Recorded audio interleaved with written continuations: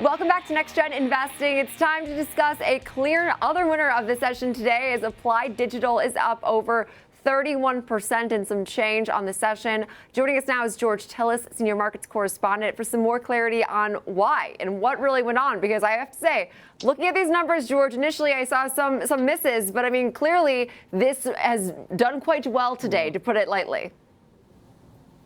Well, yeah, I think, initially, if you look at the numbers, the company's still losing money on an adjusted basis. And that's to be expected, considering this is really a growth story for Applied Digital, which essentially is a crypto mining hosting company, but also it's providing leasing services for data centers alongside major partners. And partners include CoreWeave, which we've talked about on this program. And CoreWeave is obviously a major partner with NVIDIA. So I think Applied Digital is essentially, part of this next generation high performance cloud computing and AI hyperscale software center business. They've been growing their top line sales quite considerably. Now, if you look at the numbers overall, they did post a loss of 3 cents. The estimates were a loss of 16 cents. So this was a market improvement compared to the estimates because they're continuing to build out their infrastructure programs, their software as a service programs, as well as, again, these hyperscale businesses, which are in huge demand for basically leasing services. AI as a service is essentially what these businesses provide versus, again, spending money for core hosting and, of course, core capital investment. From a hyperscale standpoint, you can lease them, which means that you can capitalize on marginal demand for AI services. And this is a new business model that CoreWeave and companies like Applied Digital are moving through in terms of, again, AI as a service. And I think that the business is growing. If you look at their top line sales, too, they did beat the estimates, albeit, again, it's a small number, 38 million versus a 37 million estimate. In the last 4 quarters, Applied Digital sales are over 220 million, and they are expecting essentially by 2026 to move that number up to 250 million, and even the following year to double that to over 500 million. I think the move today also corresponds to some news with CoreWeave, because CoreWeave basically announced they're exercising a lease agreement to which it could, over the long term, this single lease agreement provide up to $11 billion in sales for Applied Digital. That's quite meaningful, considering, again, if you look at this quarter's sales at 38 million, that $11 billion estimated long-term lease agreement could be quite huge for the underlying small business of Applied Digital, which is right now around a $3 billion company.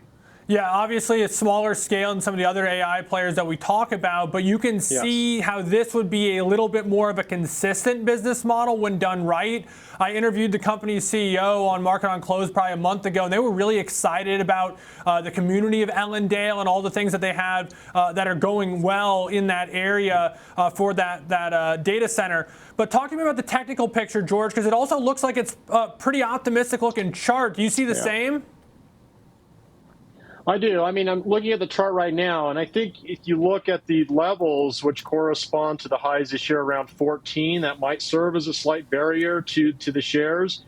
I also think if you look at the dilution effects, and this is the challenge, especially when you're dealing with a company like this, which is growing, its top line sales, has contracts, has partnerships, all of these are positives.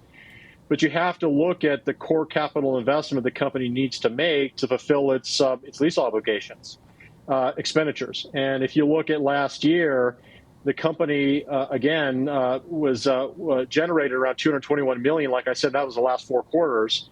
But they burned around 240 million in cash.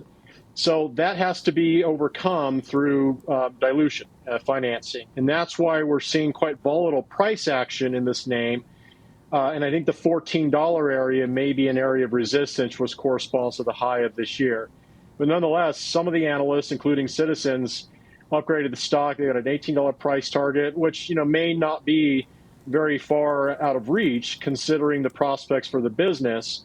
But at the same time, they're going to have to finance that cash burn, and that's going to come through equity dilution. And so, for what it's worth, there is quite a bit of short interest in the stock. And again, the reason shorts are in this is they do expect dilution, which will put pressure on the stock price. But at some point in time, when the short interest starts to go down as a percent of the free float, that might be that inflection point where dilution impact, right, is not as impactful to the stock price.